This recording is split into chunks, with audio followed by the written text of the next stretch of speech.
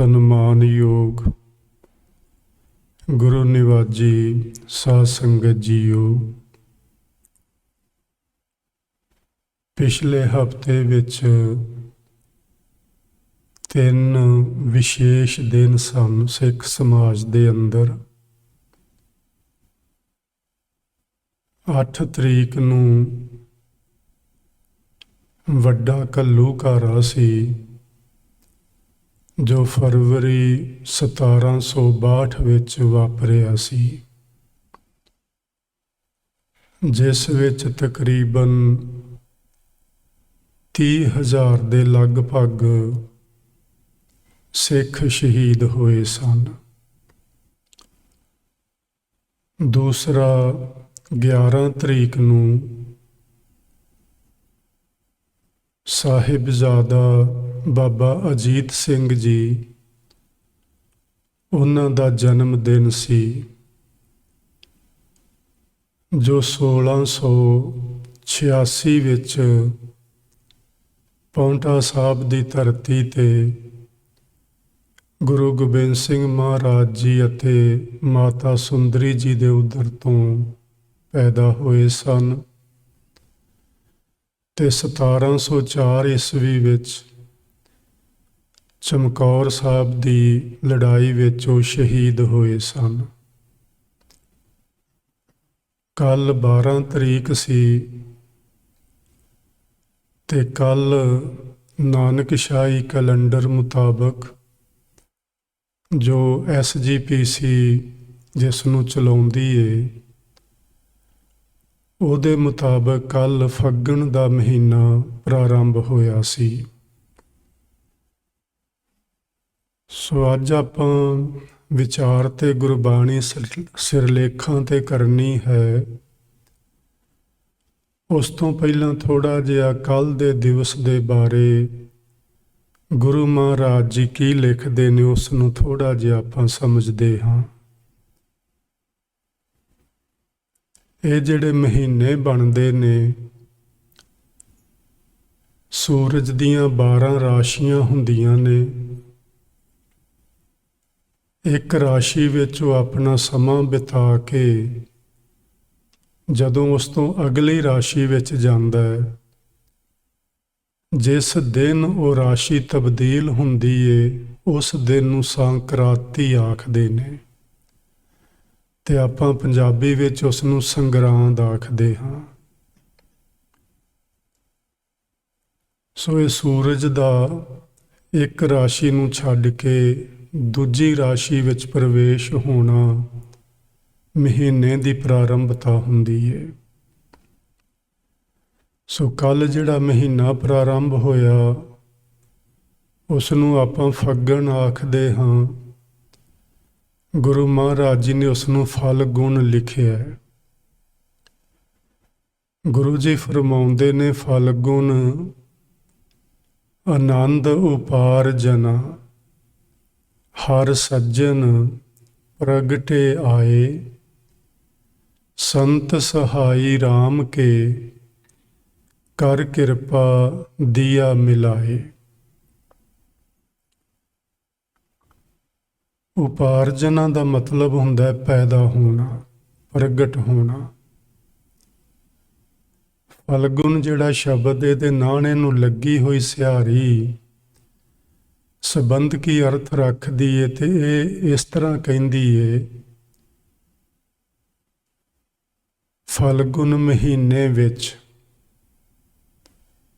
ਆਨੰਦ ਦਾ ਪੈਦਾ ਹੋਣਾ।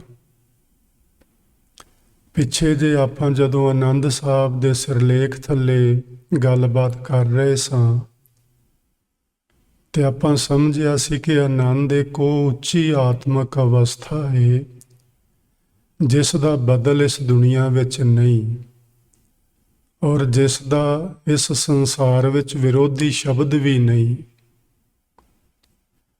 ਸੋ ਇੱਕ ਤਰ੍ਹਾਂ ਨਾਲ ਆਨੰਦ ਦਾ ਮਤਲਬ ਹੁੰਦਾ ਹੈ ਪ੍ਰਭੂ ਵਿੱਚ ਇੱਕ ਮਿੱਕ ਹੋ ਜਾਣਾ, ਜਿਸ ਅਵਸਥਾ ਵਿੱਚ ਜਾ ਕੇ ਫਿਰ ਕਦੇ ਦੁੱਖ ਸੁੱਖ ਆਪਣਾ ਪ੍ਰਭਾਵ ਬੰਦੇ ਦੀ ਉਸ ਮਾਨਸਿਕ ਹਾਲਤ ਉੱਤੇ ਨਹੀਂ ਪਾਉਂਦੇ।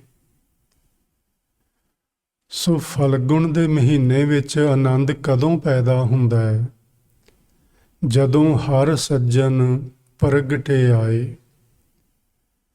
ਕਿਸੇ ਦੇ ਮਾਨਸਿਕ ਤਲ ਉੱਤੇ ਜਦੋਂ ਵਾਹਿਗੁਰੂ ਰੂਪ ਸੱਜਣ ਆਣ ਕੇ ਪ੍ਰਗਟ ਹੋ ਜਾਂਦੇ ਨੇ, ਹਾਜ਼ਰ ਹੋ ਜਾਂਦੇ ਨੇ, ਤੇ ਉਹ ਹਾਜ਼ਰ ਕਿਵੇਂ ਹੁੰਦੇ ਨੇ? ਕਿਹੜਿਆਂ ਸਾਧਨਾਂ ਦੀ ਲੋੜ ਹੁੰਦੀ ਏ? ਆਪਣੀ ਮਾਨਸਿਕਤਾ ਨੂੰ ਕਿਸ ਸੰਚੇ ਵਿੱਚ ਢਾਲਣ ਦੀ ਜ਼ਰੂਰਤ ਹੁੰਦੀ ਏ ਕਿ ਵਾਹਿਗੁਰੂ ਜੀ ਸਾਡੇ ਹਿਰਦੇ ਦੀ ਸੇਜ ਤੇ ਪ੍ਰਗਟ ਹੋ ਜਾਣ।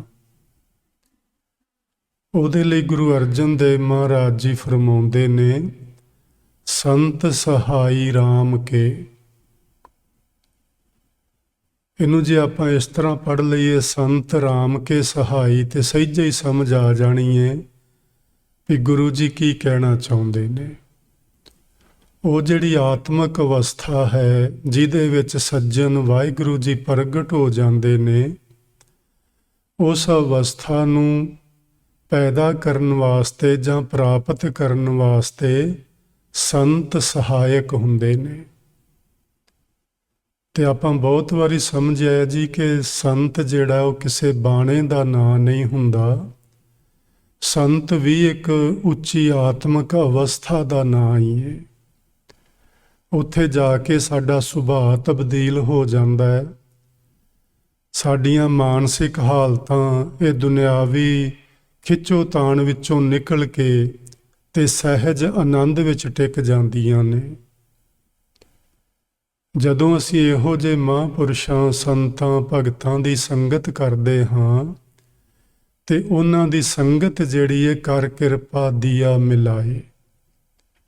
ਉਹਨਾਂ ਸਾਧੂਆਂ ਦੀ ਸੰਗਤ ਵਿੱਚ ਅਸੀਂ ਗਏ ਤੇ ਉਹਨਾਂ ਸਾਧੂਆਂ ਨੇ ਕਿਰਪਾ ਕਰਕੇ ਸਾਨੂੰ ਵਾਹਿਗੁਰੂ ਜੀ ਦੇ ਨਾਲ ਮਿਲਾ ਦਿੱਤਾ, ਤੇ ਫਿਰ ਇਸ ਚੱਲ ਰਹੇ ਮਹੀਨੇ ਵਿੱਚ ਸਾਡੇ ਅੰਦਰ ਆਨੰਦ ਪੈਦਾ ਹੋ ਗਿਆ।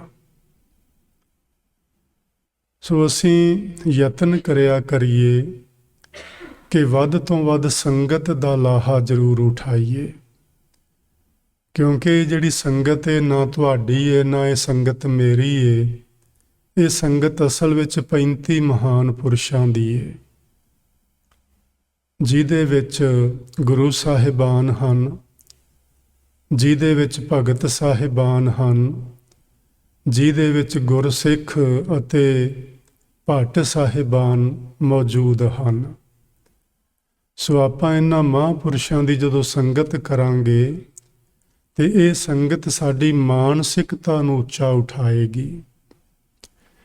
ਥੋੜ੍ਹੇ ਜਿਹੇ ਦਿਨ ਹੋਏ ਮੈਨੂੰ ਕਿਸੇ ਨੇ ਕਾਲ ਕੀਤਾ ਤੇ ਆਖਣ ਲੱਗੇ ਵੀ ਜਦੋਂ ਅਸੀਂ ਨਾਮ ਜਪਦੇ ਹਾਂ ਕਿ ਸਾਡੇ ਸਰੀਰ ਤੇ ਵੀ ਕੋਈ ਤਬਦੀਲੀ ਆਉਂਦੀ ਹੈ ਕਿ ਇਕੱਲੀ ਮਾਨਸਿਕਤਾ ਵਿੱਚ ਹੀ ਬਦਲਾਵ ਆਉਂਦਾ ਹੈ। ਗੁਰਮੁਖੋ ਸਰੀਰ ਵਿੱਚ ਕੋਈ ਤਬਦੀਲੀ ਨਹੀਂ ਆਉਂਦੀ। ਸਰੀਰ ਉਸੇ ਤਰ੍ਹਾਂ ਹੀ ਰਹਿੰਦਾ ਹੈ।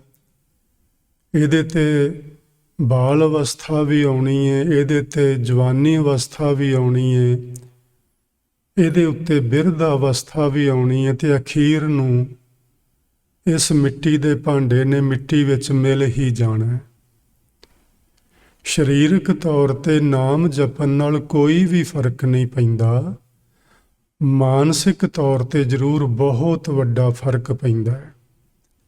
ਤੇ ਉਂਝ ਇੱਕ ਗੱਲ ਸਾਨੂੰ ਹਮੇਸ਼ਾ ਧਿਆਨ 'ਚ ਰੱਖਣੀ ਚਾਹੀਦੀ ਏ, ਜੇ ਸਾਨੂੰ ਮਾਨਸਿਕ ਤੌਰ ਤੇ ਸ਼ਾਂਤੀ ਮਿਲੇ ਤੇ ਸਰੀਰ ਸਾਡਾ ਅਰੋਗ ਰਹਿੰਦਾ ਹੈ, ਰੋਗਾਂ ਤੋਂ ਬਚਿਆ ਰਹਿੰਦਾ ਹੈ, ਕਈ ਰੋਗਾਂ ਤੋਂ। ਸੋ ਸਾਨੂੰ ਚਾਹੀਦਾ ਕਿ ਅਸੀਂ ਵੱਧ ਤੋਂ ਵੱਧ ਸੰਗਤ ਕਰੀਏ, ਨਾਮ ਜਪੀਏ ਤੇ ਆਪਣੇ ਅੰਦਰੋਂ ਗੁਰੂ ਮਹਾਂਪੁਰਸ਼ਾਂ ਦੀ ਕਿਰਪਾ ਨਾਲ ਆਨੰਦ ਨੂੰ ਪੈਦਾ ਕਰੀਏ। ਸੋ ਜਦੋਂ ਸਾਡੇ ਅੰਦਰ ਆਨੰਦ ਪੈਦਾ ਹੋਏਗਾ, ਸਾਡੀ ਮਾਨਸਿਕ ਜਿਹੜੀ ਅਵਸਥਾ ਹੈ ਉਹ ਬਦਲ ਜਾਏਗੀ। ਅਸੀਂ ਕਈ ਵਾਰੀ ਵੇਖਦੇ ਹਾਂ ਕਿ ਸਾਡੇ ਸਿੱਖ ਪ੍ਰਚਾਰਕ ਜਿਹੜੇ ਨੇ, ਉਹ ਜਦੋਂ ਵੀ ਆਪਾਂ ਇਹਨਾਂ ਦਿਨਾਂ ਦੀ ਗੱਲ ਕਰਦੇ ਹਾਂ, ਮਹੂਰਤ ਨੇ, ਗ੍ਰਹਿ ਨੇ, ਨਕਸ਼ਤਰ ਨੇ, ਤੇ ਉਹ ਇਹਨਾਂ ਦੇ ਵਿਰੋਧ ਵਿੱਚ ਆਪਣੀ ਵੋਟ ਪਾਉਂਦੇ ਨੇ। ਅਸਲ ਵਿੱਚ ਗੁਰਬਾਣੀ ਅੰਦਰ ਇਹਨਾਂ ਦਾ ਵਿਰੋਧ ਨਹੀਂ ਕੀਤਾ ਗਿਆ। ਇਹ ਗ੍ਰਹਿਆਂ ਦੀ ਇੱਕ ਚਾਲ ਏ, ਜਿਸ ਚਾਲ ਦੇ ਦੁਆਰਾ 12 ਮਹੀਨੇ ਬਣਦੇ ਨੇ, ਜਿਸ ਚਾਲ ਦੇ ਦੁਆਰਾ ਰੁੱਤਾਂ ਬਣਦੀਆਂ ਨੇ। ਇਹਨਾਂ ਰੁੱਤਾਂ ਦਾ, ਇਹਨਾਂ ਮਹੀਨਿਆਂ ਦਾ ਸਾਡੇ ਮਨਾਂ ਤੇ ਸਹਿਜੇ ਹੀ ਅਸਰ ਹੁੰਦਾ ਹੈ। ਜਦੋਂ ਪੱਤਝੜ ਆਉਂਦੀ ਏ, ਸਾਡੇ ਮਨ ਤੇ ਅਸਰ ਇੱਕ ਵੱਖਰੀ ਕਿਸਮ ਦਾ ਹੁੰਦਾ ਹੈ। ਹਰ ਵਕਤ ਮਨ ਦੇ ਉੱਤੇ ਇੱਕ ਹਲਕੀ ਜਿਹੀ ਉਦਾਸੀਨਤਾ ਜਿਹੀ ਛਾ ਜਾਂਦੀ ਏ। ਹੁਣ ਅੱਗੇ ਜਾ ਕੇ ਬਸੰਤ ਰੁੱਤ ਆਉਣੀ ਹੈ। ਮੈਂ ਇਹਦੇ ਤੇ ਥੋੜ੍ਹੀ ਜਿਹੀ ਗੱਲ ਅੱਜ ਕਰਨੀ ਹੈ ਤੁਹਾਡੇ ਨਾਲ ਕਿ ਬਸੰਤ ਰੁੱਤ ਗੁਰੂ ਜੀ ਕਦੋਂ ਮੰਨਦੇ ਨੇ ਤੇ ਅਸੀਂ ਕਦੋਂ ਮੰਨੀ ਹੋਈ ਹੈ। ਉਹ ਜਦੋਂ ਬਸੰਤ ਰੁੱਤ ਆਏਗੀ, ਸਾਡੇ ਮਨ ਉੱਤੇ ਉਸ ਦਾ ਵੀ ਪ੍ਰਭਾਵ ਪੈਣਾ ਹੈ। ਉਦੋਂ ਸਾਡੇ ਮਨ ਵਿੱਚ ਜਿਵੇਂ ਜਿਵੇਂ ਰੁੱਖਾਂ ਵਿੱਚੋਂ ਨਵੀਆਂ ਨਵੀਆਂ ਪੱਤੀਆਂ, ਕਰੂੰਬਲਾਂ, ਫੁੱਲ ਨਿਕਲਣਗੇ, ਹਰਿਆਵਲ ਆਏਗੀ ਚਾਰ ਚੁਫੇਰੇ, ਸਾਡਾ ਮਨ ਸਹਿਜੇ ਹੀ ਖਿੜਾਓ ਵਿੱਚ ਜਾਣਾ ਸ਼ੁਰੂ ਹੋ ਜਾਂਦਾ ਹੈ। ਸੋ ਇਹਨਾਂ ਰੁੱਤਾਂ ਦਾ, ਥਿੱਤਾਂ ਦਾ, ਵਾਰਾਂ ਦਾ, ਗ੍ਰਹਿਆਂ ਦਾ ਸਾਡੇ ਇਕੱਲੇ ਮਨ ਉੱਤੇ ਜਾਂ ਮਨੁੱਖ ਉੱਤੇ ਹੀ ਨਹੀਂ, ਪੂਰੀ ਕਾਇਨਾਤ ਉੱਤੇ ਅਸਰ ਹੁੰਦਾ ਹੈ। ਸੋ ਇਸ ਤੋਂ ਮੁਨਕਰ ਨਹੀਂ ਹੋਇਆ ਜਾ ਸਕਦਾ। ਲੇਕਿਨ ਗੁਰੂ ਜੀ ਨੇ ਜਿਹੜੀ ਗੱਲ ਸਾਨੂੰ ਸਮਝਾਈ ਏ, ਉਹ ਇਹ ਹੈ ਕਿ ਇਹਨਾਂ ਦੀ ਪੂਜਾ ਨਹੀਂ ਕਰਨੀ। ਦਿਨ ਸਾਰੇ ਹੀ ਚੰਗੇ ਨੇ, ਮਹੀਨੇ ਸਾਰੇ ਹੀ ਚੰਗੇ ਨੇ, ਰੁੱਤਾਂ ਸਾਰੀਆਂ ਹੀ ਚੰਗੀਆਂ ਨੇ, ਕੋਈ ਵੀ ਮਾੜੀ ਨਹੀਂ। ਅਸਲ ਵਿੱਚ ਜਿਸ ਨੂੰ ਆਪਾਂ ਚੰਗੀ ਆਖਦੇ ਹਾਂ, ਉਹ ਚੰਗੀ ਤਾਂ ਹੀ ਏ ਜੇ ਉਹਦੇ ਬਦਲ ਵਿੱਚ ਕੁਝ ਹੋਰ ਵੀ ਏ। ਤਾਂ ਮੈਂ ਉਸ ਨੂੰ ਮਾੜੀ ਨਹੀਂ ਆਖਣਾ ਚਾਹੁੰਦਾ, ਲੇਕਿਨ ਜ਼ਰੂਰ ਕੋਈ ਤਬਦੀਲੀ ਆਉਂਦੀ ਏ ਤੇ ਸਾਨੂੰ ਕੁਝ ਚੀਜ਼ਾਂ ਚੰਗੀਆਂ ਲੱਗਦੀਆਂ ਨੇ, ਕੁਝ ਨਹੀਂ ਚੰਗੀਆਂ ਲੱਗਦੀਆਂ। ਇਹਨਾਂ ਚੀਜ਼ਾਂ ਦੀ ਪੂਜਾ ਤੋਂ ਗੁਰੂ ਜੀ ਨੇ ਰੋਕਿਆ। ਇਹਨਾਂ ਨੂੰ ਮੱਥੇ ਨਹੀਂ ਟੇਕਣੇ, ਇਹਨਾਂ ਦੀ ਆਰਾਧਨਾ ਨਹੀਂ ਕਰਨੀ, ਸਗੋਂ ਇਹਨਾਂ ਦੇ ਕਰਤੇ ਨੂੰ ਚੇਤੇ ਕਰਨਾ। ਜਿਹੜਾ ਇਹਨਾਂ ਸਾਰੀਆਂ ਰੁੱਤਾਂ, ਥਿੱਤਾਂ, ਵਾਰਾਂ, ਮਹੀਨਿਆਂ ਨੂੰ ਬਣਾਉਣ ਵਾਲਾ ਵਾਹਿਗੁਰੂ ਏ, ਉਸ ਦੀ ਪੂਜਾ ਕਰਨੀ। ਤੇ ਪੂਜਾ ਕਰਨੀ ਹੈ ਨਾਮ ਸਿਮਰ ਕੇ, ਕੋਈ ਕਰਮ ਕਾਂਡ ਨਹੀਂ ਕਰਨਾ। ਕਿਸੇ ਪ੍ਰਕਾਰ ਦਾ ਕੋਈ ਵੀ ਕਰਮ ਕਾਂਡ ਗੁਰਮਤਿ ਵਿੱਚ ਪ੍ਰਵਾਨ ਨਹੀਂ ਹੁੰਦਾ। ਸੋ ਕਰਮ ਕਾਂਡਾਂ ਤੋਂ ਉੱਚਾ ਉੱਠ ਕੇ ਵਾਹਿਗੁਰੂ ਜੀ ਦੀ ਭਗਤੀ ਵਿੱਚ ਜੁੜਨਾ, ਇਹ ਗੁਰਮਤਿ ਦੀ ਮੂਲ ਰੂਪ ਵਿੱਚ ਸਿੱਖਿਆ ਹੈ। ਗੁਰੂ ਅਰਜਨ ਦੇਵ ਮਹਾਰਾਜ ਜੀ ਦੇ ਬਚਨ ਨੇ, ਮਹਾਂ ਦਿਵਸ ਮੂਰਤ ਭਲੇ। ਇਹ ਜਿਹੜਾ ਮੂਰਤ ਸ਼ਬਦ ਹੈ, ਇਹਦਾ ਅਰਥ ਹੈ ਜੀ ਮਹੂਰਤ। ਸਾਰੇ ਮਹੀਨੇ, ਸਾਰੇ ਦਿਨ, ਸਾਰੇ ਮਹੂਰਤ ਭਲੇ ਮੈਨੇ ਚੰਗੇ ਹਨ। ਕਿਹਦੇ ਲਈ? ਜਿਸ ਕੋ ਨਦਰ ਕਰੇ। ਜਿਨ੍ਹਾਂ ਉੱਤੇ ਵਾਹਿਗੁਰੂ ਜੀ, ਨਦਰ ਦਾ ਮਤਲਬ ਹੈ ਜੀ ਮਿਹਰਾਮਤ, ਕਿਰਪਾ। ਜਿਨ੍ਹਾਂ ਉੱਤੇ ਵਾਹਿਗੁਰੂ ਜੀ ਆਪਣੀ ਕਿਰਪਾ ਕਰਦੇ ਨੇ, ਉਹਨਾਂ ਲਈ ਇਹ ਸਾਰੇ ਮਹੂਰਤ, ਸਾਰੇ ਦਿਨ, ਸਾਰੇ ਮਹੀਨੇ, ਥਿੱਤਾਂ, ਵਾਰ ਸਭ ਭਲੇ ਨੇ, ਚੰਗੇ ਨੇ। ਤੇ ਨਦਰ ਕਿੰਨਾਂ ਉੱਤੇ ਹੋਣੀ ਹੈ? ਸੰਤ ਸਹਾਈ ਰਾਮ ਕੇ। ਜਿਹੜੇ ਸੰਤਾਂ ਦੀ ਸੰਗਤ ਕਰਨਗੇ, ਜਿਹੜੇ ਮਹਾਂਪੁਰਸ਼ਾਂ ਦੀ ਸੰਗਤ ਕਰਨਗੇ, ਉਹਨਾਂ ਤੇ ਜ਼ਰੂਰ ਵਾਹਿਗੁਰੂ ਜੀ ਨਦਰ ਕਰਨਗੇ। ਜਦੋਂ ਆਪਾਂ ਸੰਤਾਂ ਦੀ ਸੰਗਤ ਕਰਦੇ ਹਾਂ ਤੇ ਸਾਨੂੰ ਇੱਕ ਸਮਝ ਆਉਂਦੀ ਹੈ ਗੱਲ ਕਿ ਅਸੀਂ ਜੋ ਕੁਝ ਆ ਦੁਨਿਆਵੀ ਤੌਰ ਤੇ ਰੱਬ ਅੱਗੇ ਅਰਦਾਸਾਂ ਕਰਦੇ ਹਾਂ, ਮੰਗਦੇ ਹਾਂ। ਗੁਰੂ ਸਾਹਿਬ ਨੇ ਆਖਿਆ, ਕਿਆ ਮੰਗੋ ਕਿਛ ਥਿਰ ਨਾ ਰਹਾਈ। ਹੇ ਪ੍ਰਮਾਤਮਾ, ਮੈਂ ਤੇਰੇ ਕੋਲੋਂ ਕੀ ਮੰਗਾਂ?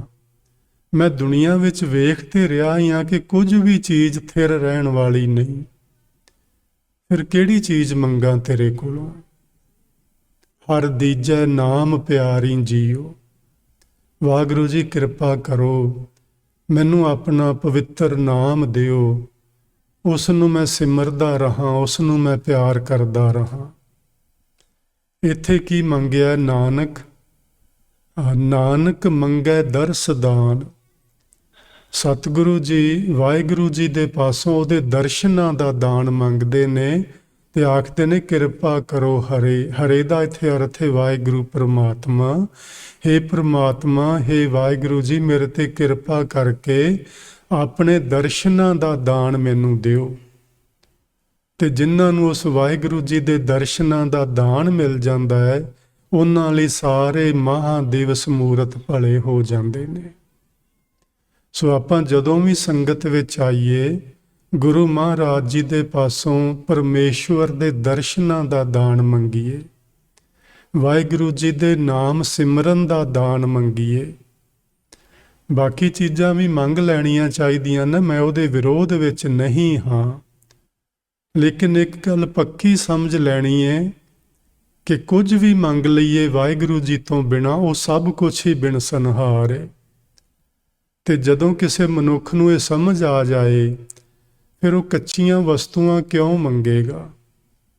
ਫਿਰ ਉਹ ਉਹੀ ਗੱਲ ਮੰਗੇਗਾ ਜਿਹੜੀ ਉਹਦੇ ਨਾਲ ਨਿਭਣ ਵਾਲੀ ਹੈ, ਤੇ ਨਿਭਣ ਵਾਲਾ ਹੈ ਕੇਵਲ ਤੇ ਕੇਵਲ ਵਾਹਿਗੁਰੂ ਪਰਮੇਸ਼ਵਰ ਦਾ ਅੰਮ੍ਰਿਤ ਨਾਮ। ਸੋ ਆਓ ਹੁਣ ਅਸੀਂ ਅੱਜ ਦੀ ਜਿਹੜੀ ਵਿਚਾਰ ਹੈ ਆਪਣੀ, ਉਹਦੇ ਵੱਲ ਧਿਆਨ ਲਿਜਾਂਦੇ ਹਾਂ।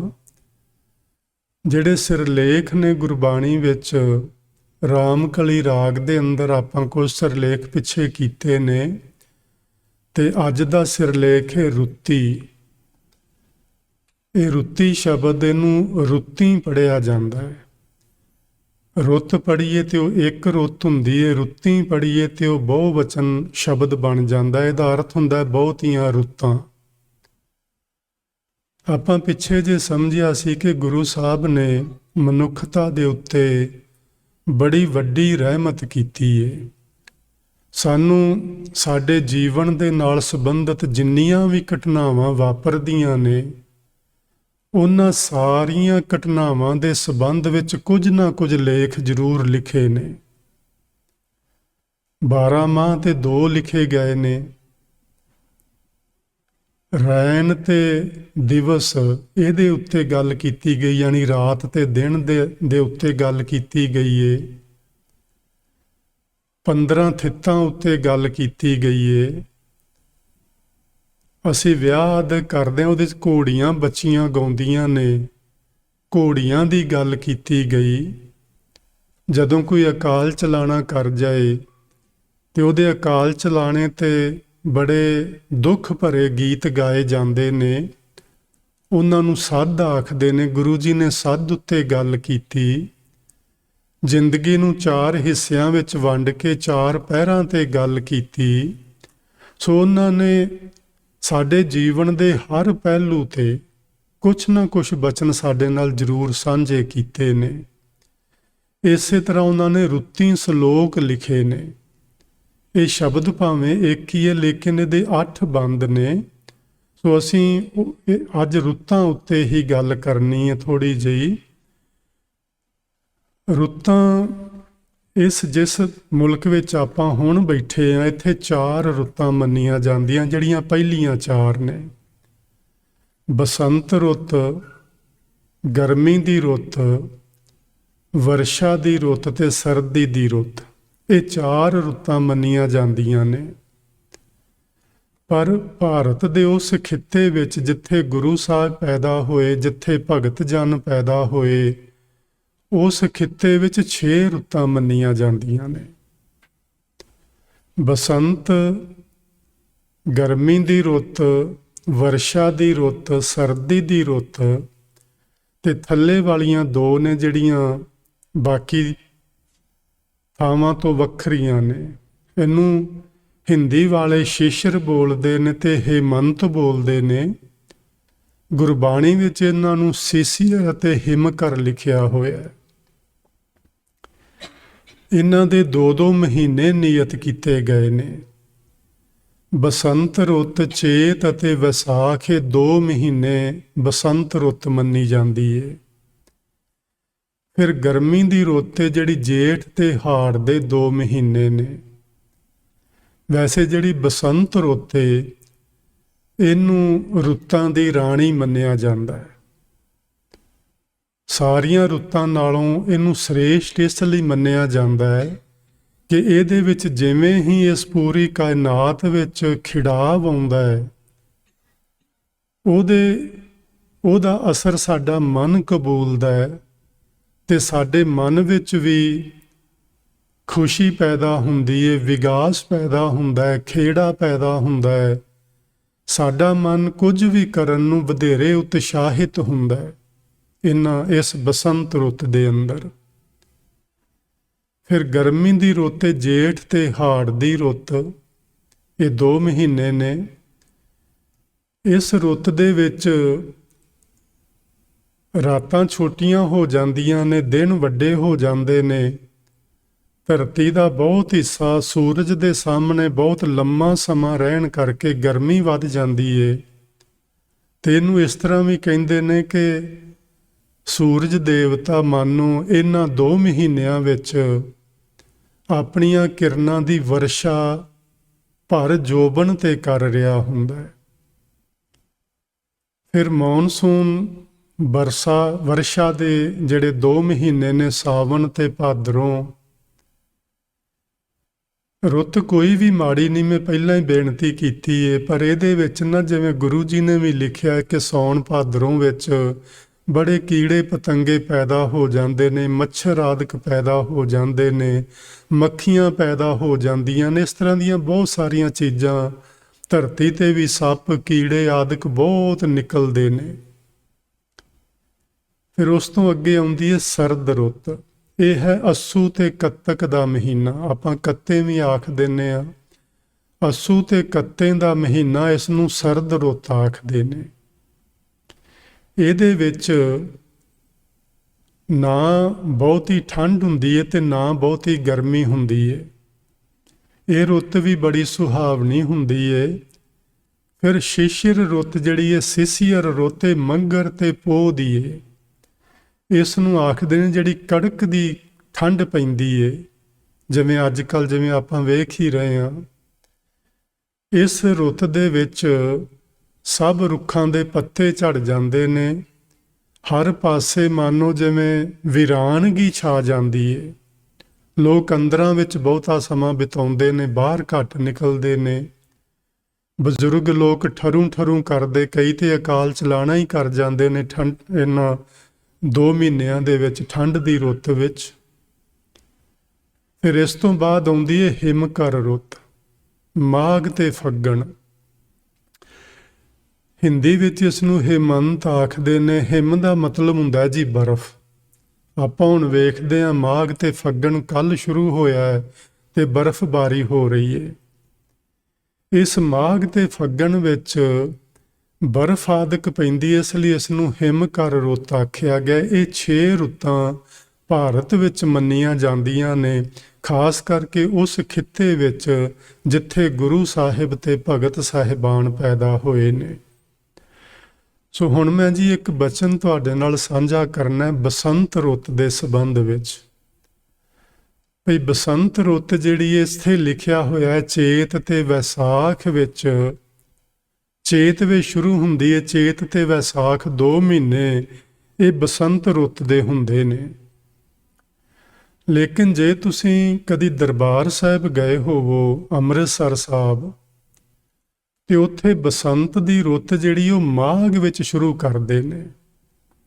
ਜਿਵੇਂ ਅੱਜ ਦੀ ਰਾਤ ਲੋਹੜੀ ਦਾ ਦਿਨ ਹੋਵੇ ਤੇ ਅਗਲੇ ਦਿਨ ਮਾਘੀ ਹੋਵੇ,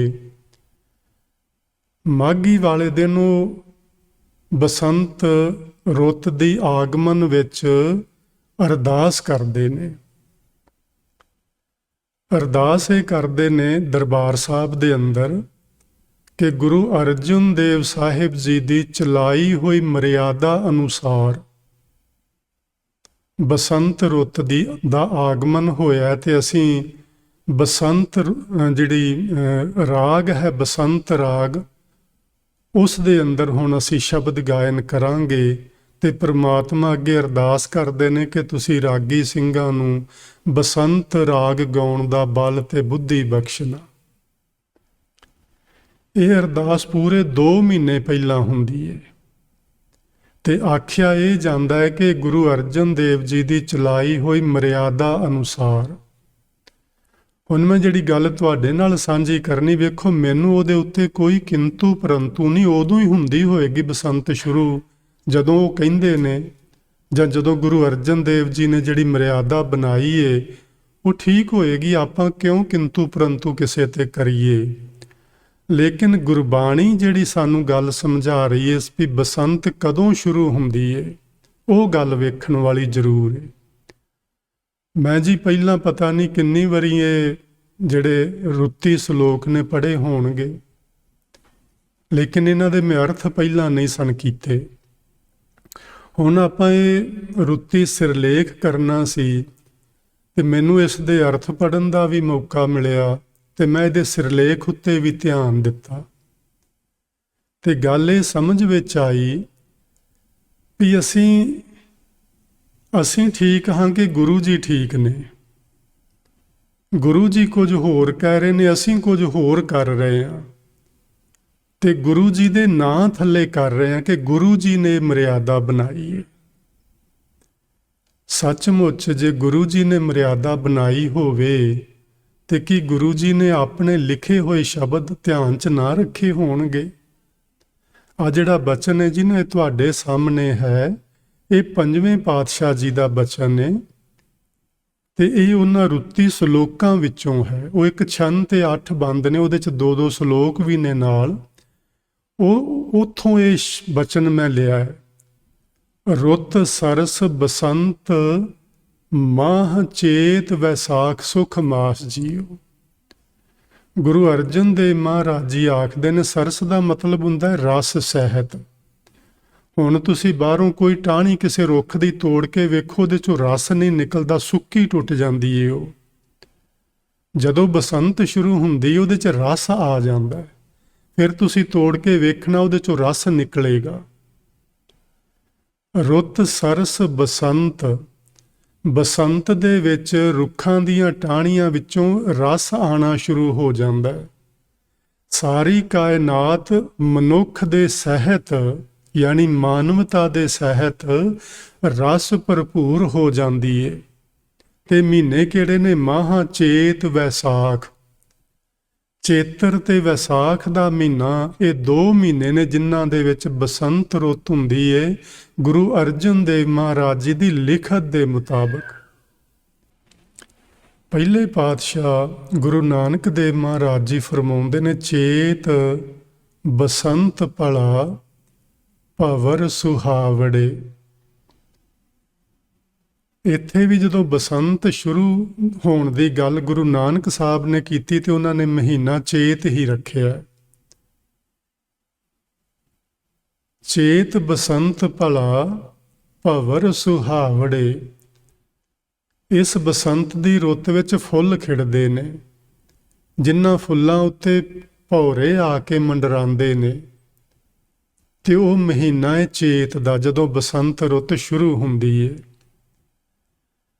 ਅੱਗੇ ਗੁਰੂ ਚੌਥੇ ਪਾਤਸ਼ਾਹ ਦੇ ਬਚਨ ਨੇ, ਚੜ੍ਹ ਚੇਤ ਬਸੰਤ ਮੇਰੇ ਪਿਆਰੇ ਭਲੀ ਰੁੱਤੇ। ਜਦੋਂ ਚੇਤ ਦਾ ਮਹੀਨਾ ਚੜ੍ਹਦਾ ਹੈ ਉਦੋਂ ਬਸੰਤ ਸ਼ੁਰੂ ਹੁੰਦੀ ਏ, ਇਹ ਭਲੀ ਰੁੱਤ ਹੈ ਹੇ ਮੇਰੇ ਪਿਆਰੇ। ਗੁਰੂ ਰਾਮਦਾਸ ਮਹਾਰਾਜ ਜੀ ਆਖਦੇ ਨੇ। ਫਿਰ ਅੱਗੇ ਇੱਕ ਹਿੰਦੀ ਦੀ ਵੈਬਸਾਈਟ ਹੈ, ਮੈਂ ਉਹਦੇ ਤੋਂ ਲਿਆ, ਉਹ ਵੀ ਕਹਿੰਦੇ ਨੇ ਜਿਹੜੀ ਬਸੰਤ ਰਿਤੂ ਏ ਇਹ ਮਾਰਚ ਤੇ ਅਪ੍ਰੈਲ ਦਾ ਮਹੀਨਾ ਹੈ, 2 ਮਹੀਨੇ, ਜਿਹੜਾ ਕਿ ਚੇਤ ਹੀ ਬਣਦਾ, ਚੇਤ ਤੇ ਵੈਸਾਖ ਹੀ ਬਣਦਾ। ਭਾਈ ਕਾਹਨ ਸਿੰਘ ਨਾਭਾ ਜੀ ਲਿਖਦੇ ਨੇ, ਬਸੰਤ ਪ੍ਰਿਥਵੀ ਨੂੰ ਪੱਤਰ ਫੁੱਲ ਆਦਿ ਨਾਲ ਢੱਕ ਲੈਣ ਵਾਲੀ ਰੁੱਤ, ਚੇਤ ਵੈਸਾਖ ਦੀ ਬਹਾਰ। ਹੁਣ ਇਹ 5 ਪ੍ਰਮਾਣ ਨੇ ਜੀ ਸਾਡੇ ਸਾਹਮਣੇ ਗੁਰਬਾਣੀ ਵਿੱਚੋਂ, ਭਾਈ ਕਾਹਨ ਸਿੰਘ ਜੀ ਕੋਲੋਂ ਤੇ ਇੱਕ ਹਿੰਦੀ ਵੈਬਸਾਈਟ ਤੋਂ। ਇਹਨਾਂ 5 ਵਿੱਚ ਹੀ ਚੇਤ ਤੇ ਵੈਸਾਖ ਨੂੰ ਬਸੰਤ ਰੁੱਤ ਮੰਨਿਆ ਜਾਂਦਾ ਹੈ। ਪਰ ਦਰਬਾਰ ਸਾਹਿਬ ਵਿਖੇ ਮਾਘ ਤੇ ਫੱਗਣ, ਇਹਨਾਂ 2 ਮਹੀਨਿਆਂ ਨੂੰ ਬਸੰਤ ਰੁੱਤ ਮੰਨ ਕੇ ਉੱਥੇ ਕੀਰਤਨ ਕੀਤਾ ਜਾਂਦਾ ਹੈ। ਮੈਨੂੰ ਕਿਸੇ ਤੇ ਕੋਈ ਕਿੰਤੂ ਨਹੀਂ, ਪਰ ਮੈਂ ਤੁਹਾਡੇ ਧਿਆਨ ਵਿੱਚ ਇਹ ਗੱਲ ਜ਼ਰੂਰ ਲਿਆਉਣੀ ਚਾਹੀਏ ਕਿ ਤੁਸੀਂ ਜ਼ਰੂਰ ਵੇਖਣਾ ਕਿ ਸੱਚਮੁੱਚ ਹੀ ਗੁਰੂ ਅਰਜਨ ਦੇਵ ਮਹਾਰਾਜ ਜੀ ਨੇ ਉਹ ਮਰਿਆਦਾ ਚਲਾਈ ਹੋਏਗੀ, ਜਿਨ੍ਹਾਂ ਨੇ ਆ ਸਾਰੇ ਬਚਨ ਲਿਖੇ ਨੇ ਤੇ ਸਾਰੇ ਬਚਨ ਉਹਨਾਂ ਦੇ ਆਪਣੇ ਲਿਖੇ ਹੋਏ ਨੇ। ਸੋ ਮੈਨੂੰ ਲੱਗਦਾ ਕਿਤੇ ਨਾ ਕਿਤੇ ਸਾਡੀ ਮਰਿਆਦਾ ਜਿਹੜੀ ਅਸੀਂ ਗੁਰੂਆਂ ਦੇ ਨਾਂ ਉੱਤੇ ਥੋਪੀ ਹੋਈ ਏ, ਇਹਦੇ ਵਿੱਚ ਜ਼ਰੂਰ ਤਰੁੱਟੀਆਂ ਹਨ। ਮੈਨੂੰ ਇਹਦੇ ਉੱਤੇ ਇਤਰਾਜ਼ ਨਹੀਂ ਜੀ ਕੋਈ, ਲੇਕਿਨ ਤਰੁੱਟੀਆਂ ਹਨ, ਉਹ ਆਪਣੇ ਸਾਰਿਆਂ ਦੇ ਸਾਹਮਣੇ ਹੀ ਨੇ। ਸੋ ਇਹਦੇ ਉੱਤੇ ਅਸੀਂ ਜ਼ਿਆਦਾ ਗੱਲ ਨਹੀਂ ਕਰਨੀ, ਕਿਉਂਕਿ ਇਹ ਇੱਕ ਪੰਥਕ ਜਿਹਾ ਮਸਲਾ ਹੁੰਦਾ ਹੈ। ਜਿਵੇਂ ਉਹਨਾਂ ਪੰਥ ਦੇ ਆਗੂਆਂ ਨੂੰ ਚੰਗਾ ਲੱਗਦਾ ਉਹ ਕਰੀ ਜਾਣ, ਲੇਕਿਨ ਮੈਂ ਇੱਕ ਅਪੀਲ ਕਰਨਾ ਚਾਹਾਂਗਾ ਉਹਨਾਂ ਲੋਕਾਂ ਨੂੰ, ਕਦੀ ਮੇਰੀ ਗੱਲ ਉਹਨਾਂ ਤੱਕ ਜੇ ਪਹੁੰਚੇ, ਦਰਬਾਰ ਸਾਹਿਬ ਦੇ ਉਸੇ ਹੀ ਪਰਿਕਰਮਾ ਦੇ ਵਿੱਚ ਅਕਾਲ ਤਖਤ ਸਾਹਿਬ ਬਣਿਆ ਹੋਇਆ ਹੈ। ਉੱਥੇ ਹੀ ਸਾਡੇ ਮਾਨਯੋਗ ਸਿੰਘ ਸਾਹਿਬ ਦਾ ਆਸਣ ਹੈ, ਆਫਿਸ ਵੀ ਉਹਨਾਂ ਦਾ ਉੱਥੇ ਹੀ ਹੈ। ਮੰਜੀ ਸਾਹਿਬ ਵੀ ਦਰਬਾਰ ਸਾਹਿਬ ਕੰਪਲੈਕਸ ਦੇ ਅੰਦਰ, ਜਿੱਥੋਂ ਕਥਾ ਕੀਤੀ ਜਾਂਦੀ ਹੈ। ਔਰ ਦਰਬਾਰ ਸਾਹਿਬ ਦੇ ਮੁੱਖ ਗ੍ਰੰਥੀ ਵੀ ਉੱਥੇ ਹੀ ਨੇ। ਇਹਨਾਂ ਸਾਰਿਆਂ ਦੇ ਹੁੰਦਿਆਂ ਇਹ ਗੱਲ ਅਰਦਾਸ ਵਿੱਚ ਆਖਣੀ ਕਿ ਇਹ ਗੁਰੂ ਅਰਜਨ ਦੇਵ ਜੀ ਨੇ ਮਰਿਆਦਾ ਚਲਾਈ ਏ, ਇਹਦੇ ਉੱਤੇ ਜ਼ਰੂਰ ਵਿਚਾਰ ਉਹਨਾਂ ਨੂੰ ਕਰਨਾ ਚਾਹੀਦਾ ਹੈ ਵੀ ਇਹ ਸੱਚਮੁੱਚ ਹੀ ਗੁਰੂ ਅਰਜਨ ਦੇਵ ਮਹਾਰਾਜ ਦੀ ਚਲਾਈ ਮਰਿਆਦਾ ਹੈ ਕਿ ਤੁਹਾਡਾ ਤੋੜ ਭੰਨ ਕੀਤਾ ਹੋਇਆ ਮਰਿਆਦਾ ਦੇ ਨਾਲ। ਸੋ ਇਹ ਗੱਲ ਮੈਂ ਤੁਹਾਡਾ ਸਿਰਫ ਧਿਆਨ ਇਸ ਪਾਸੇ ਲਿਆਉਣਾ ਚਾਹੁੰਦਾ ਸਾਂ। ਆਓ ਹੁਣ ਅਸੀਂ ਵੇਖਦੇ ਹਾਂ ਰਾਮਕਲੀ ਰਾਗ ਦੇ ਅੰਦਰ ਪੰਨਾ ਨੰਬਰ 927 ਅਤੇ 928 ਉੱਤੇ ਇਹ ਰੁੱਤੀ ਸ਼ਲੋਕ ਹਨ। ਇਹਦਾ ਸਿਰਲੇਖ ਹੈ ਜੀ ਰੁੱਤੀ। ਪਹਿਲਾ ਸ਼ਲੋਕ ਹੈ ਇਹਨਾਂ ਰੁੱਤੀ ਸ਼ਲੋਕਾਂ ਦੇ ਅੰਦਰ, ਕਰ ਬੰਧਨ ਪ੍ਰਭ ਪਾਰ ਬ੍ਰਹਮ, ਬਾਂਛੋਂ ਸਾਧ ਹੈ ਧੂਰ, ਆਪ ਨਿਵਾਰ ਹਰ ਹਰ ਭਜੋਂ, ਨਾਨਕ ਪ੍ਰਭ ਭਰਪੂਰ। ਇਸ ਨੂੰ ਸਮਝਣ ਦਾ ਯਤਨ ਕਰਨਾ ਜੀ। ਆਪਾਂ ਉੱਤੇ ਸਮਝਿਆ ਕਿ ਸਾਰੀਆਂ ਰੁੱਤਾਂ, ਸਾਰੇ ਮਹੀਨੇ, ਸਾਰੇ ਦਿਨ ਕਿੰਨਾ ਲੋਕਾਂ ਲਈ ਚੰਗੇ ਹੁੰਦੇ ਨੇ। ਹੁਣ ਇਹਨਾਂ ਰੁੱਤਾਂ ਦੇ ਸ਼ਲੋਕਾਂ ਵਿੱਚ ਵੀ ਗੁਰੂ ਮਹਾਰਾਜ ਜੀ ਨੇ ਸਾਨੂੰ ਇਹ ਗੱਲ ਸਮਝਾਈ ਏ, ਕਰ ਬੰਧਨ ਪ੍ਰਭ ਪਾਰ ਬ੍ਰਹਮ, ਬਾਂਛੋਂ ਸਾਧ ਹੈ ਧੂਰ। ਮੈਂ ਬੰਦਨਾ ਕਰਦਾ ਹਾਂ, ਮੈਂ ਬੇਨਤੀ ਕਰਦਾ ਹਾਂ ਪ੍ਰਭੂ ਅੱਗੇ, ਪਾਰ ਬ੍ਰਹਮ ਦੇ ਅੱਗੇ। ਬੇਨਤੀ ਕੀ ਕਰਦਾ ਹਾਂ? ਹੇ ਵਾਹਿਗੁਰੂ ਜੀ, ਮੈਂ ਸਾਧੂਆਂ ਦੇ ਚਰਨਾਂ ਦੀ ਧੂੜੀ ਲੋਚਦਾ ਹਾਂ।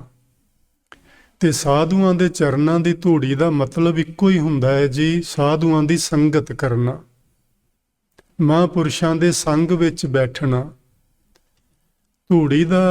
ਧੂੜੀ ਨਿਮਰਤਾ ਦਾ ਪ੍ਰਤੀਕ ਹੈ। ਸਾਨੂੰ ਜਿਸ ਵੀ ਮਨੁੱਖ ਦੇ ਮਨ ਵਿੱਚ ਨਿਮਰਤਾ ਆਉਂਦੀ ਏ, ਹੰਕਾਰ ਨਿਕਲਦਾ ਹੈ, ਸੱਚਮੁੱਚ ਹੀ ਉਹਦਾ ਸਿਰ ਆਪਣੇ ਆਪ ਹੀ ਨਿਮਰਤਾ ਵਿੱਚ ਹਰ ਇੱਕ ਦੇ ਅੱਗੇ ਝੁਕ ਜਾਂਦਾ ਹੈ। ਉਹ ਸਭਨਾਂ ਨੂੰ ਆਪਣੇ ਤੋਂ ਚੰਗੇ ਤੇ ਆਪਣੇ ਤੋਂ ਵੱਡੇ ਸਮਝਣ ਲੱਗ ਪੈਂਦਾ ਹੈ। ਉਹ ਸਭਨਾਂ ਨੂੰ ਇੱਜ਼ਤ ਤੇ ਮਾਣ ਦੇਣ ਲੱਗ ਪੈਂਦਾ ਹੈ, ਕਿਉਂਕਿ ਉਹਦੇ ਮਨ ਵਿੱਚ ਇਸ ਤਰ੍ਹਾਂ ਹੁੰਦਾ ਹੈ ਕਿ ਇਹਨਾਂ ਸਾਰਿਆਂ ਵਿੱਚ ਪ੍ਰਭੂ ਜੀ ਵਸੇ ਹੋਏ ਨੇ। ਜਦੋਂ ਵੀ ਕੋਈ ਬੰਦਾ ਮਹਾਂਪੁਰਸ਼ਾਂ ਗੁਰੂਆਂ ਦੀ ਸੰਗਤ ਵਿੱਚ ਆਉਂਦਾ ਤੇ ਉਹਦੇ ਵਿੱਚ ਨਿਮਰਤਾ ਆ ਜਾਂਦੀ ਏ। ਇਹ ਮੰਗ ਹੈ ਗੁਰੂ ਅਰਜਨ ਦੇਵ ਮਹਾਰਾਜ ਜੀ ਦੀ ਵਾਹਿਗੁਰੂ ਜੀ ਪਾਸੋਂ, ਤੇ ਮੰਗ ਹੈ ਕਿ ਮੈਨੂੰ ਸਾਧੂਆਂ ਦੇ ਚਰਨਾਂ ਦੀ ਧੂੜੀ ਦਿਓ। ਆਪ ਨਿਵਾਰ ਹਰ ਹਰ ਭਜੋਂ, ਤੇ ਮੈਂ ਆਪਣਤ ਛੱਡ ਕੇ, ਆਪਣੀ ਹਉਮੈ ਦਾ ਤਿਆਗ ਕਰਕੇ ਮੈਂ ਵਾਹਿਗੁਰੂ ਜੀ ਦੇ ਨਾਮ ਦਾ ਭਜਨ ਕਰਾਂ। ਉਸ ਵਾਹਿਗੁਰੂ ਜੀ ਦੇ ਨਾਮ ਦਾ ਭਜਨ ਕਰਾਂ ਜਿਹੜਾ ਨਾਨਕ ਪ੍ਰਭ ਭਰਪੂਰ, ਜਿਹੜਾ ਹਰ ਥਾਂ ਤੇ ਵਿਆਪਕ ਹੋ ਰਿਹਾ ਹੈ, ਜਿਸ ਤੋਂ ਬਿਨਾਂ ਕੋਈ ਥਾਂ ਖਾਲੀ ਹੈ ਹੀ ਨਹੀਂ। ਜੇਤਾ ਕੀਤਾ ਤੇਤਾ ਨਾਉ, ਵਿਨ ਨਾਮੈ ਨਾਹੀ ਕੋ ਥਾਉ। ਇੱਥੇ ਨਾਮ ਦਾ ਅਰਥ ਜੀ ਪਰਮਾਤਮਾ। ਪਰਮਾਤਮਾ ਤੋਂ ਬਿਨਾਂ ਕੋਈ ਜਗ੍ਹਾ ਖਾਲੀ ਨਹੀਂ। ਜੋ ਕੁਛ ਬਣਾਇਆ ਉਸ ਨੇ ਬਣਾਇਆ ਹੈ ਤੇ ਉਹਦੇ ਵਿੱਚ ਉਹ ਮੌਜੂਦ ਹੈ। ਜਿੱਥੇ ਆਪਾਂ ਬੈਠੇ ਹਾਂ, ਪਰਮਾਤਮਾ ਇੱਥੇ ਵੀ ਮੌਜੂਦ ਹੈ, ਪਰ ਸਾਨੂੰ ਅਜੇ ਉਹ ਮਹਿਸੂਸ ਨਹੀਂ ਹੋ ਰਹੇ। ਸਾਡੀ ਅਜੇ ਉਸ ਤਰ੍ਹਾਂ ਦੀ ਆਤਮਿਕ ਅਵਸਥਾ ਨਹੀਂ ਬਣ ਪਾਈ, ਕਿਉਂਕਿ ਸਾਡੇ ਮਨ ਵਿੱਚ ਨਾ ਜੀ ਬਹੁਤ ਕੁਝ ਹੋਰ ਚੱਲਦਾ ਹੈ ਜੇ। ਸਾਡੇ ਮਨ ਵਿੱਚ 5 ਵਿਕਾਰ ਜਿਹੜੇ ਨੇ ਉਹ ਤੇ ਆਪਾਂ ਸਾਰੇ ਜਾਣਦੇ ਹੀ ਹਾਂ, ਰਾਤ ਦਿਨ ਹੀ ਚੱਲਦੇ ਰਹਿੰਦੇ ਨੇ। ਪਰ ਉਹਦੇ ਨਾਲ ਨਾਲ ਸਾਡੇ ਮਨ ਵਿੱਚ ਆਸਾ, ਤ੍ਰਿਸ਼ਨਾ, ਦਵੈਸ਼ ਭਾਵ, ਈਰਖਾ, ਇਹ ਸਾਰੀਆਂ ਚੀਜ਼ਾਂ ਵੀ ਨਾਲ ਦੇ ਨਾਲ ਚੱਲਦੀਆਂ ਰਹਿੰਦੀਆਂ ਨੇ। ਇਸ ਲਈ ਸਾਨੂੰ ਪ੍ਰਭੂ ਜਿਹੜਾ ਭਰਪੂਰ ਹੈ ਹਰ ਜਗ੍ਹਾ ਤੇ, ਉਹ ਨਜ਼ਰ ਨਹੀਂ ਆਉਂਦਾ, ਉਸ ਨੂੰ ਅਸੀਂ ਮਹਿਸੂਸ ਨਹੀਂ ਕਰ ਪਾ ਰਹੇ।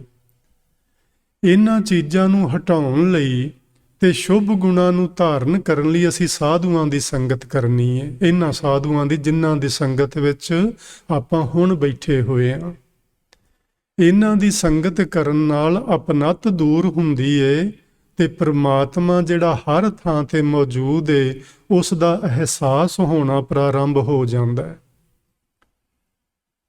ਇਹਨਾਂ ਰੁੱਤੀ ਸ਼ਲੋਕਾਂ ਦਾ ਜੀ ਜਿਹੜਾ ਅਖੀਰਲਾ ਸ਼ਲੋਕ ਏ ਉਹਦੇ ਵਿੱਚ ਗੁਰੂ ਜੀ ਆਖਦੇ ਨੇ, ਸੰਤ ਸਹਾਈ ਜੀ ਕੇ ਭਵਜਲ ਤਾਰਨਹਾਰ।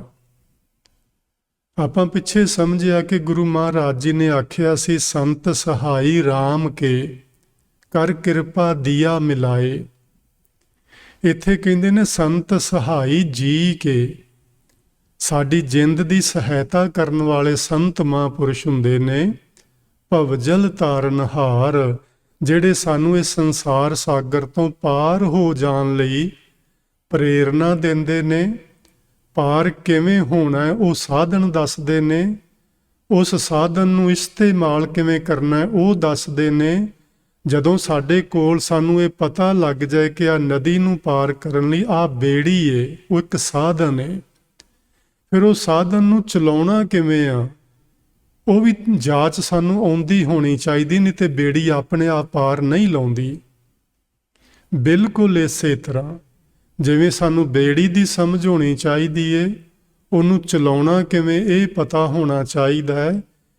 ਇਸੇ ਤਰ੍ਹਾਂ ਇਸ ਸੰਸਾਰ ਸਾਗਰ ਨੂੰ ਪਾਰ ਕਰਨ ਲਈ ਸਾਨੂੰ ਇਹ ਸਮਝ ਹੋਣੀ ਚਾਹੀਦੀ ਹੈ, ਵਾਹਿਗੁਰੂ ਨਾਮ ਜਹਾਜ਼ ਹੈ।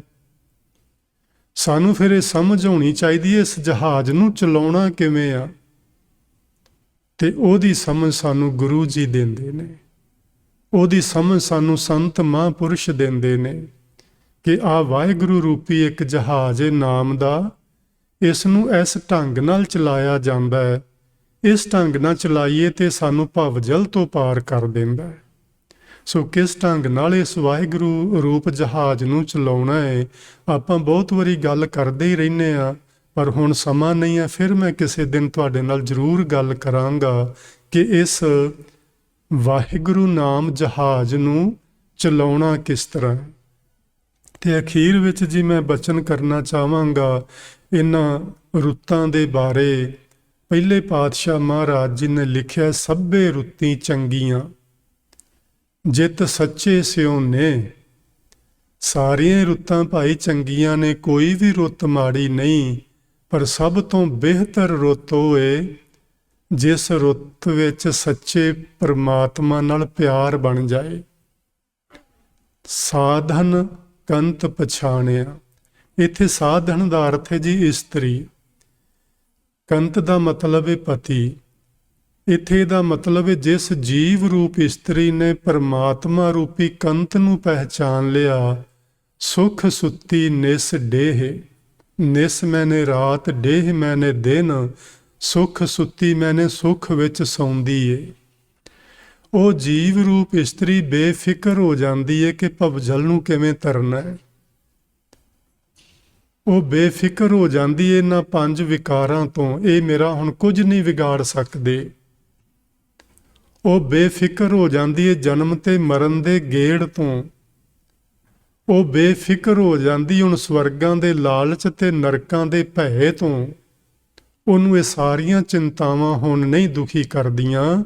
ਇਸ ਨੂੰ ਆਖਿਆ ਸੁਖ ਸੁੱਤੀ ਨਿਸ ਡੇ। ਕੋਈ ਰਾਤ ਦਿਨੇ ਉਹ ਸੁੱਤੀ ਥੋੜ੍ਹੀ ਰਹਿੰਦੀ ਏ। ਇੱਥੇ ਦਾ ਸੁੱਤੀ ਰਹਿਣ ਦਾ ਮਤਲਬ ਉਹ ਬੇਫਿਕਰ ਹੋ ਜਾਂਦੀ, ਉਹਦੀਆਂ ਚਿੰਤਾਵਾਂ ਝੋਰੇ ਇਹ ਸਭ ਮੁੱਕ ਜਾਂਦੇ ਨੇ। ਉਹਦੇ ਮਨ 'ਚ ਕੋਈ ਕਿਸੇ ਪ੍ਰਕਾਰ ਦੀ ਈਰਖਾ, ਕੋਈ ਕੀਨਾ, ਕੋਈ ਸਾੜਾ ਬਿਲਕੁਲ ਨਹੀਂ ਰਹਿ ਜਾਂਦਾ। ਉਹ ਜੀਵ ਰੂਪ ਇਸਤਰੀ ਕੰਤ ਨੂੰ ਪਹਿਚਾਣ ਕੇ ਆਪਣੇ ਜੀਵਨ ਦੇ ਵਿੱਚ ਸੁਖ ਮਾਣਦੀ ਏ। ਉਹਦੇ ਵਾਸਤੇ ਸਾਰੀਆਂ ਹੀ ਰੁੱਤਾਂ ਚੰਗੀਆਂ ਭਲੀਆਂ ਹੋ ਨਿਬੜਦੀਆਂ ਨੇ। ਸੋ ਅੱਜ ਜੀ ਮੈਂ ਆਪ ਜੀ ਦੇ ਨਾਲ ਇੰਨੇ ਕੁ ਬਚਨ ਸਾਂਝੇ ਕੀਤੇ ਨੇ। ਅਗਲੀ ਵਾਰੀ ਆਪਾਂ ਰਾਮਕਲੀ ਰਾਗ ਦੇ ਅੰਦਰ ਜੋ ਸਿਰਲੇਖ ਹੈ ਓੰਕਾਰ ਤੇ ਇਸ ਤੋਂ ਅੱਗੇ ਆ ਸਿੱਧ ਗੋਸ਼ਟ, ਆਪਾਂ ਇਹਨਾਂ ਸਿਰਲੇਖਾਂ ਨੂੰ ਵੀ ਸਮਝਣ ਦੀ ਕੋਸ਼ਿਸ਼ ਕਰਾਂਗੇ। ਤੇ ਆਪ ਸਾਰੀ ਸੰਗਤ ਦਾ ਮੈਂ ਦਿਲੋਂ ਧੰਨਵਾਦ ਕਰਦਾ ਹਾਂ। ਆਪ ਜੀ ਨੇ ਬੜੇ ਪਿਆਰ ਨਾਲ ਬੈਠ ਕੇ ਅੱਜ ਦੀ ਇਸ ਵਿਚਾਰ ਨੂੰ ਬੜੇ ਪਿਆਰ ਨਾਲ ਸੁਣਿਆ ਹੈ। ਆਪ ਸਭਨਾਂ ਦਾ ਧੰਨਵਾਦ ਜੀ। ਮੇਰੇ ਪਾਸੋਂ ਹੋਈਆਂ ਭੁੱਲਾਂ ਦੀ ਆਪ ਜੀ ਨੇ ਖਿਮਾ ਬਖਸ਼ਿਸ਼ ਕਰਨਾ। ਪਿਆਰ ਨਾਲ ਆਖੋ ਜੀ, ਵਾਹਿਗੁਰੂ ਜੀ ਕਾ ਖਾਲਸਾ, ਵਾਹਿਗੁਰੂ ਜੀ ਕੀ ਫਤਿਹ।